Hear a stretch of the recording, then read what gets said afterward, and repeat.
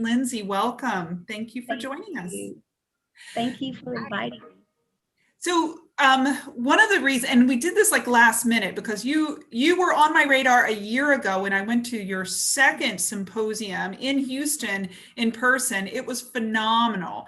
Oh, thank you. I just learned so much. I was that was when I was co-hosting with Wendy Perry, and I see that she's back as a speaker. And you've got several other amazing people. So, and it was so valuable. And something I wanted to say is this symposium is happening not this coming weekend, but the following weekend, October the 16th and 17th. And they're very short time frames, but you do it online now, which is now you've opened it up to the whole world to participate.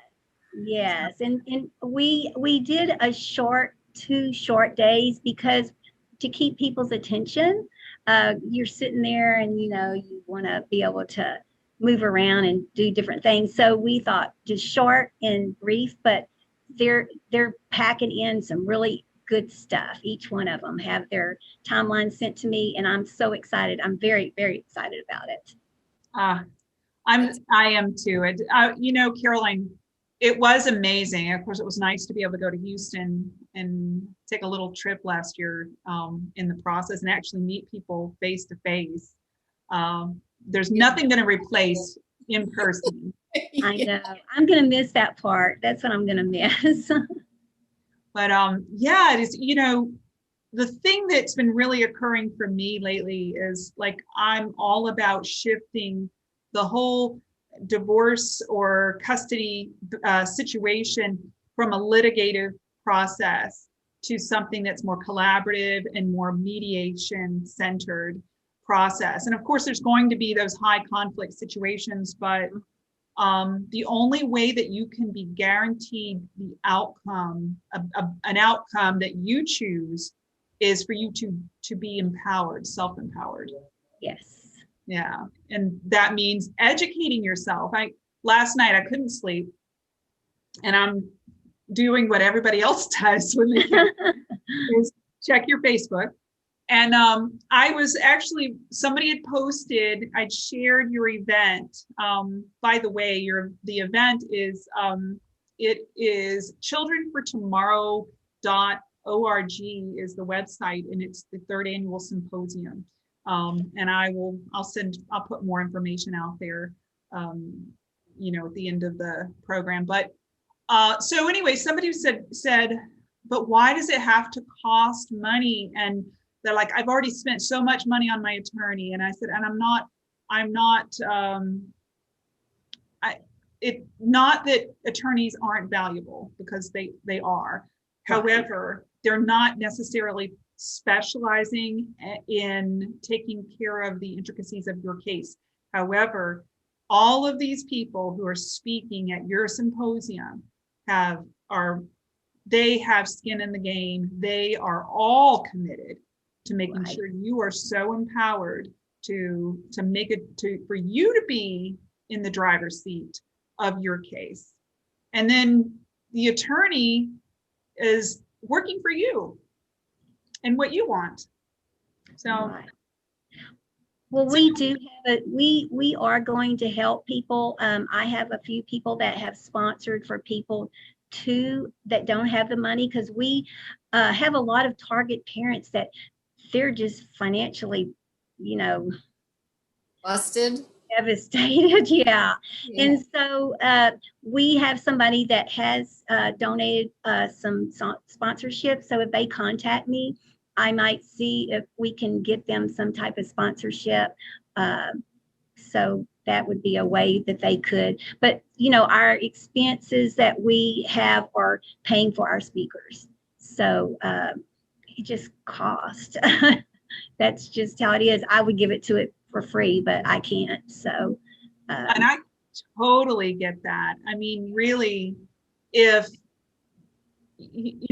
to be able to do what you love, to make a difference, and for that to be the sole thing that you put your energy towards, and it to be able to pay your car payment and all that, I'm like, more power to you, because, and it, yeah, I don't have a problem with people making it a profession.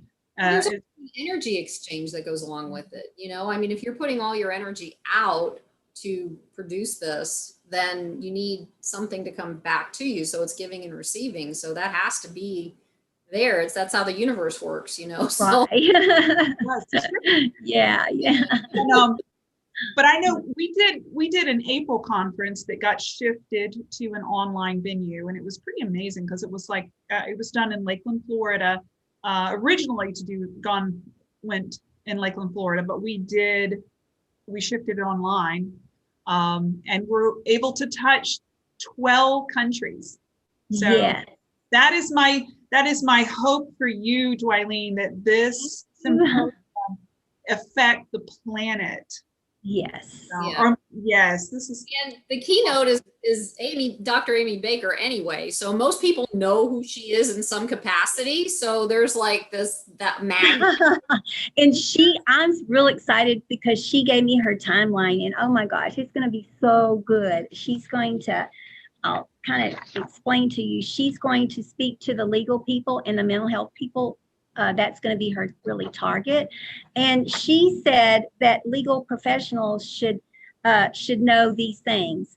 Time is the enemy, and parenting plans are anticipated non-compliance, and not all solutions and treatments are equal. And I thought that was kind of interesting. And she goes on, and talks about different things, but she did say that for the mental health professionals, she said, be wary of the parents in high conflict custody dispute. So she's going to go through all of these different things and more. And so I was very excited about when I read her timeline. And that's really awesome. There's one thing you just reminded me. I had a conversation with somebody about this yesterday. It's like the parents that are in high conflict disputes, it's not both parents that are high conflict. It's one parent that's high conflict. The other one is having to deal with that energy from that parent and figure out how to not manipulate, work through that for themselves. Yeah. And right. The label is high conflict divorce, but it's not both of them. So how, I'd be interested to find out what. It's unfortunate. Yeah. And when we go into speak to these judges and try to explain to them our program, because we have the CFAP program, they don't understand that it only takes one person to make this bad conflict between the families, but they think it's both, and they think that both parents, they can work it out, but you can't. You have some personality disorders there, so you're not able to work that out, and they don't get that. And that's what we want to educate more on, is those people that don't really understand the whole dynamics of the.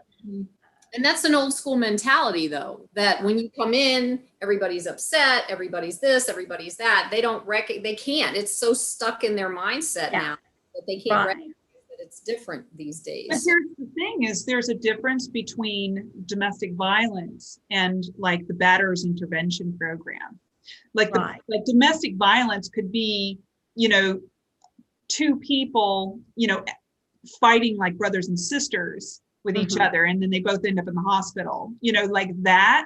There's no law. There's not one person who has no power in that situation. However, in the batterers intervention program, it's very clear. There is one person who is dominant and controlling and abusive, and you would never make the powerless victim just like work it out. Right. And that's true. But you have to educate people on that, because a lot of these people that have not been in the situation, if you've experienced it, you understand it. And a lot of times when people call and talk to me about it, a lot of men, they just cry because I understand it. They've been trying to tell these people, you just don't understand. You don't understand. I say, yes, I do understand. And, this is it. And, they just start crying because they've been trying to tell their attorneys or the judge, I'm not doing this, it's the other person doing it. But and that's another old school thought. It's like the men are having these things happen to them, and they're expected to be, big and strong and whatever. And when they're the ones who are being abused, then nobody can wrap their head around that, and they think that it's their fault or whatever that is, and that's Right. not so. Yeah, that's true. Yeah. So yeah, it's complicated. It's simple but complicated. That's the, like when I first started learning all about this, it was like, oh my gosh, this is so much to it. But then really it's not, you just have to understand the dynamics, because it's totally counterintuitive of what's happening. And so that's what I try to get across to people when I speak to them, especially in the legal, aspect. Mhm. Yeah. Definitely. I'm gonna share a screen. Real quick, Danica, because you mentioned this earlier, even in the mental health field, it's like people are so focused on the actions that people are, or the diagnoses or whatever that they think it is, that they're not looking at the behaviors or the traumas that happened to these people that brought them to that place of where they're behaving, because narcissists generally have a very traumatic past, and they don't look at that. They don't look at the fact that even the spouse who's the targeted parent has also had a traumatic past that's being brought out into this. So behavior is involved in this. Yeah. That's like, go ahead. No, go ahead. Oh, that's like, we have a specialist that is going to speak, Dr. Leatherman. And I told her I wanted people to know about the trauma that people go and why this happened. And she's had a really good quote. She said, children are helpless victims who rely on their parents to provide a safe, nurturing environment for them to develop. The parent were once children. Like that was like, oh my gosh, this is going to be so good, but she's so true. Yeah. Well, I'm trying to find, I found your the post on the symposium. What I'm wanting is, I have it right here. It's on your Facebook Children for Tomorrow is the Facebook page. So I see here, as far as you have a registration, different ways of registering for the event. I went to Children for Tomorrow on the website, and I didn't exactly know where to look. So is that something? So if you go to our events, at the top of the page, it'll say events, courses and events. Let's see, events, okay. Click that, and then you'll go to events. Okay. Click that, and then you'll go to the symposium. Right there, third annual symposium. The secret of psychological child abuse, and I can't read that. Domestic violence. Okay, awesome. So now you guys know how to, it's courses and events, and then and find this page and register. And if you are a professional, you can actually get continuing education credits for it. Yes. So that's a huge thing. In fact, I need to as a mediator. So I'm definitely registering, and I know I wait to the last minute because we've been working on a lot of things. So I get you. Yeah, I get you on that one. It's just a busy time. So could you share a little bit of maybe some of the other people that they would expect to see at the? Yeah, I kind of did a theme with this. That's kind of what I did last year, but I wanted to kind of have a theme. The first day I'm going to start out with a target parent, and then we're going to let Wendy Perry talk about the importance of a support group and what it involves. Because I think that a lot of people that call me, they want to know, what can I do? And you need to be in a support group. You need support that people know this dynamics, because most people don't know it. So I think that was important. And then I had Holland Jones. He is going to speak on the solution for the complex families and what does the law say about parental alienation, because a lot of times people say, we call the police to come pick up so-and-so, and they said, we can't get involved in this. He says that you can, but there's certain things that he will explain that's going to happen with that. And then we have one of our Harris County judges, and I was really excited about that. She is she's going to speak on how does a judge view parental alienation, or do they? You know, because I don't know if they do or not. So I told her, tell us about that, you know, because a lot of times they say that they see the symptoms, but they don't know what to do about it, or they just shift the people to people that are already in the, you know, that's been in the system for 20, 30 years, and they don't even know about parental alienation. So, you know, she's going to talk about that. And then we have an attorney, Michael Hillard, and he is going to talk about educating judges and the mediated solution, and which will help the families more. And then we have Eric Carroll with Dad Talk, and he's going to surprise us. He's not going to be able to be live, so he's sending me a recorded his recorded today. So I'm kind of excited about that because I don't know what he's going to talk about. I said surprises. And then the next day we're going to let the experts talk about it. So we'll have Amy Baker speaking, and she is going to talk about what mental health and the legal sector needs to know about parental alienation. And then we have Bruce Perry. I contacted him, but he's retired. So he gave me one of his people within his organization. And I wanted to speak on trauma, because there's a lot of trauma that goes on, and a lot of people forget about the trauma in the parental alienation. So she's going to speak on what happens to a child when trauma of parental alienation occurs. So I think that's going to be kind of good too.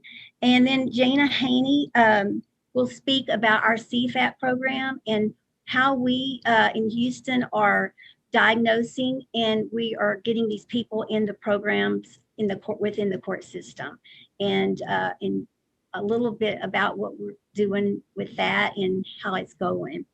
And we're going to have a Dr. Verdi Letterman, and she's going to speak on parental alienation and narcissist borderline personality disorder. So that's going to be good. And then we have another attorney that has taken her client through our program. So she's going to speak on an attorney's journey to accomplish a solution for families of parental alienation. So it's like really full, but it's going to be really awesome, I think. So something has kind of passed into my space in this last week that I was eager to talk to you about and ask you about, because I know you, your organization helps with like reunification, right? Yeah, kind of. Yeah. That's maybe one aspect of it. Mm-hmm. Okay, and what happens when, you know, you have one that's been labeled the alienator, and the children are unhealthily enmeshed with that person, and then the court intervenes and the children are shifted over, because I know last year there was a situation, you know, they talked about how that kind of happened, where I think it was the attorney said that, yep, they were able to completely extract the children out of mom's house into dad's house, and they were supposed to have uninterrupted time. And it went on for several months, like better part of a year. And then they were like, okay, you know, now mom can get involved and stuff like that. And then just as quickly as the relationship was restored, as soon as mom was back involved, the children said, we don't want anything to do with you, dad. So it was like all that work for nothing is what he told me. Yeah. My question is, so the children are with the parent who was targeted at one time. Mm-hmm. And now the targeted parent is now withholding from the one, you know, who initially did it. So that's like, you know, the other end of the spectrum, this was not healthy and this is not healthy either. Mm-hmm. So what's the solution when, because it's easy to say, well, you get what you get, you alienated, so now you lost the kids. No, but that's so not healthy for the children. No. So with our program, that's what we're kind of unique, because we want to kind of make the program whole. And so when we go in and we diagnose the parents in the whole family, what we try to do is we do a lot of moving around behind the scenes, if you can understand that. So we would put say if it was the dad, we would put the dad with a specialist with that personality disorder. Even if they have the tendencies of it, they're not, we don't diagnose that, but we can see those different tendencies in like borderline or narcissist.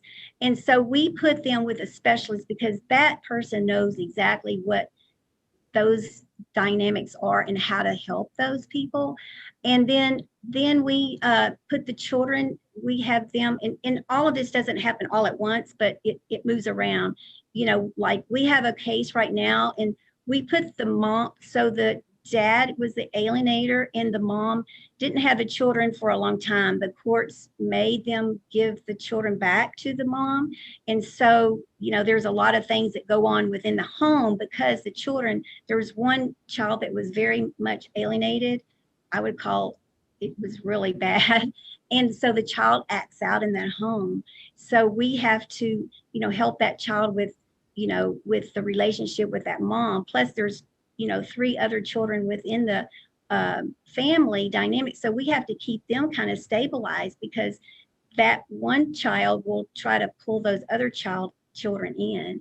And the other trick to it is keeping those children not contacting the other parent when they're with the parent that they're supposed to be with. And that's another dynamics in itself. But you just have to kind of work with the whole family. As you do it, you're healing the whole family so that they can all work together. Because if you just do one parent or the other parent or the children and the one parent, it's not going to work. So you have to kind of, because it will happen back in that, you take them away and then all of a sudden you put them back and then, oh my gosh, they come back to the mother's house and it's craziness. So yeah, it's a juggling act pretty much. Yeah, I mean, I would say it's really hard because, when a child gets extracted from the parent that they feel like that they're very enmeshed with, then then they just see that parent as the victim. Right. And if they're the victim, the other parent is the perpetrator. And so I love the idea that you take a holistic approach to healing them because they're all patients. Yes.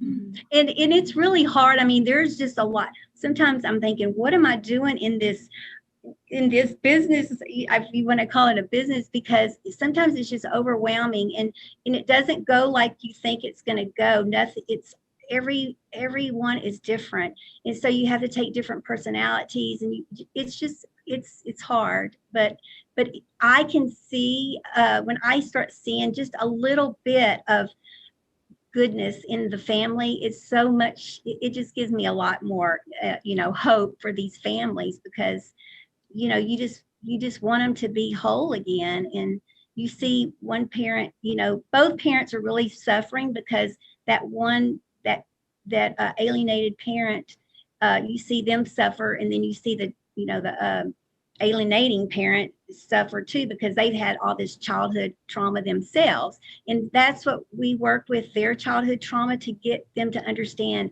why they're doing what they're doing, And so it's a juggling act. I think powerful juggling. Yeah, I mean, it's not easy to reach a narcissist. Most therapists information I've read about that they are not healable, but I don't necessarily totally, there may be something like what you guys are doing that's actually helping that.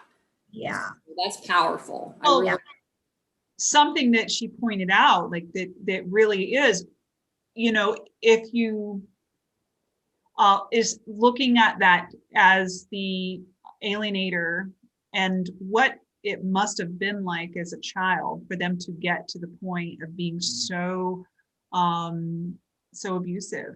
Yeah. And so winner takes all, you know, even if it's to destroy that which you're fighting over, as long as you win kind of mentality. It's like, wow, what was your life like at 5 years old? There's a quote or statement or whatever that is around there saying hurt people hurt people. So exactly, yeah, that you're going to give it. right. So. And you know, I didn't realize, just going through the diagnosis of it, because we go into both parents' backgrounds, and you wouldn't believe how, you know, how horrible some of these parents have had it. So, you know, that's where my heart kind of goes out with them. But then that, what they've gone through makes that toughness with them, or that hurt, they keep that shield up. And it's just really strange how it all works, you know, works. And then, you know, what they don't understand is what they're doing is they're letting their children see all this. And if they're not helped, it's just a generational cycle. It just keeps going and going, and it gets stronger to me and stronger and stronger. But that's me. I'm not, you know. It's so true. I mean, rescuing a family now is actually rescuing the future. Yes. And working with the generational issue is also rescuing the future, because it goes backwards and forwards. And that's powerful. And one of the challenges we have, because we're a young organization, well, we're 11 years old, but, you know, we've just started doing this assessment. It was kind of like the pilot program. And so, you know, just getting people to believe in us, you know, like we have this fight with, you know, the legal people want to fight everything for you. They don't want to come together and say, let's heal these families. They just want to keep fighting it. So it's like, oh, so, you know, we're fighting the parents deal, and then we're fighting the legal people, you know, and they just want to say, well, know what you're doing, you know, and all that kind of stuff. So yeah. That's the environment of our society, though. Nobody wants to heal anything or talk about it. They all just want to go out there and I know, it's just so, you know, it's really frustrating sometimes. So yeah, I agree. That's the challenge that we have. Yeah. Wow. So. Well, I need to wrap it up. Gosh. Oh, I'm so excited. So I'm going to the conference. I'm going to be on there. I'm so excited. I know Kim from my area who went there last year. She's already registered. So I guess I'm the last one. No, you're not. I will share. I can't be there because my partner's daughter is with us that weekend, so we're going to be busy. But I will share, so I'll put my input in there too. Thank you. I think that people will really enjoy it, and they will get a lot out of it. That's my hope and prayers. Yes. I remember last year, like Dr. Fox, I was dying laughing. He was so funny. And when you're talking about such a serious topic, it is so wonderful to have somebody who doesn't make it so serious. And this Dr. Leatherman is one of his associates, and he wasn't able to speak this year, but she is just as funny as him. So I think that y'all will like her. Always remember that you got to pet the kitty. Remember that? Pet the kitty, yes. We've been petting a lot of kitties lately. I love it. Well, thank you so much, Dwilene, for joining us. Thank you for asking me. And I look forward to next weekend, Friday, October the 16th and October the 17th. It's a 2-day event, and they're 2 short days. So yes. And you can get continuing ed credits. So please, all professionals, please register. It'll be worth your while. Yes. Thank you. And that's it. That's all we have for you tonight for Custody Matters Live. We'll hope to see you again next week. Have a good night. Bye.